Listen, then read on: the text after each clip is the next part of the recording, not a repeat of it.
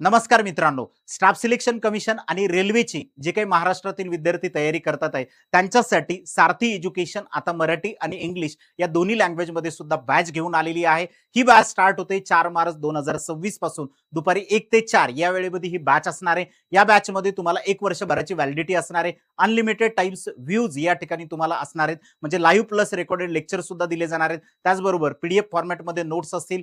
त्याचबरोबर तुम्हाला बुक सुद्धा या बॅचमध्ये जे काही तर दिले जाणार आहेत. या बॅचची जी काही फीस आहे ती आहे 5,000 रुपये. सगळे जे काही फॅकल्टीज आहेत त्या एसएससी एक्सपर्ट फॅकल्टीज त्यामध्ये तुम्हाला असणार आहेत.